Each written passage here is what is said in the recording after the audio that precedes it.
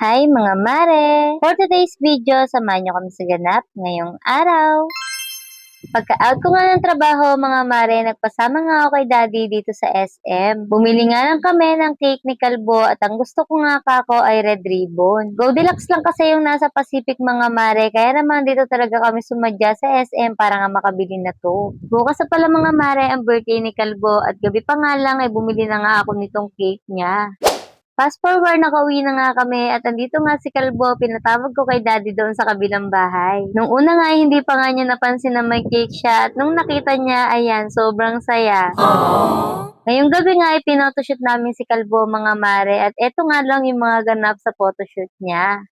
Kinabukasan nga mga mare, bago nga kami mag-celebrate ng birthday ni Kalbo, dumaan nga muna kami dito sa simbahan. Kagandahan nga ng mga mare, kahit walang misa dito, ay naka-open pa rin sila. Thank you Lord sa lahat ng blessing na pinagkakaloob mo sa amin. Maraming salamat din po at ibinigay mo sa amin yung batang ito. Noon nga ay akala ko ay hindi mabubuhay yung batang ito, pero ngayon tignan mo naman, 5 taon na siya. Kung hindi ko pa nga naikwento sa inyo mga mare na premature baby itong si Zian. 8 months pa nga lang yung tiyan ko nung maipanganak ko siya. Natakot nga ako noon mga mare dahil akala ko hindi mabubuhay itong si Zian. Paano ba naman kasi sobrang liit at sobrang payat niya. Na-incubator pa nga yan mga mare ng 1 linggo sa ospital. Hindi ko matandaan kung na-confine din siya noon pero basta 1 linggo kami sa ospital. Ganun pa man mga mare, nagpapasalamat pa rin ako sa itaas at ibinigay niya sa amin itong batang ito. Na ngayon nga ay sobrang bibong-bibo. At i-fast forward na nga natin yan mga mare, andito na nga kami sa SM Cabanatuan. Ito nga ang request ng batang maliit na mag-SM naman daw kami at matagal na daw kami hindi nagpupunta rito.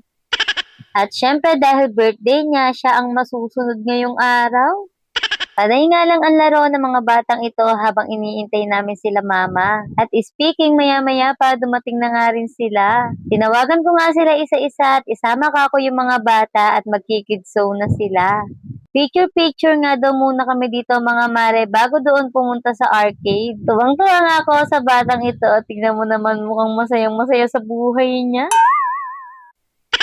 After nga nila mag-picture sa gilid-gilid mga mare, punta na nga kami agad dito sa arcade at eto, for the laro ng mga person. Dito nga ako naglaro sa may hinahakot ng mga candy mga mare para nga may makain ka ako yung mga bata at hindi mainit. Nakita nga ako ni Nash mga mare, kaya naman siya yung unang lumapit sa akin at siya muna ang unang papaldo sa mga pagkain. At syempre, hindi naman papahuli si Ate Kiana at nakiagaw-agaw na nga rin dyan. Nag-e-enjoy na nga ang mari nyo dito at habang yung mga bata nanginginain at busog na nanghihinga ng token yung mga bulilit na to at sasakay nga daw muna sila dito. Tuwang-tuwa nga yung kapatid ko at ayan, nanalo daw siya ng token. Kaya naman, ayan, kumuha na ako ng 1 dakot. At eto, nakapaligid na nga rin yung mga batang ito. Ewan ko lang kung may matira pa sa'yo. At dito nga sa celebration ng birthday ni Zian, hindi lang mga bata ang natuwa, pati yung mga nanay. Itong araw na to mga mare, sobrang swerte namin kasi halos lahat sila nananalo ng token. As in, sobrang dami nilang napapanalunan na talaga namang unlimited yung paglalaro namin dito at bigay sila ng bigay. Ang saya mga mare ng ganitong banding, kasama mo yung pamilya mo, nag-e-enjoy kayo at para bang walang problema. Mainam na rin to mga mare para naman isang araw man lang ay makalimutan natin yung lahat ng isipin sa buhay.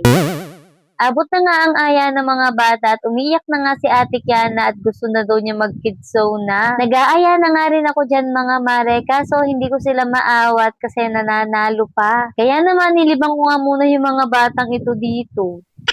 Tatapusin ko na nga muna mga mare ang ating vlog. Abangan ng part 2.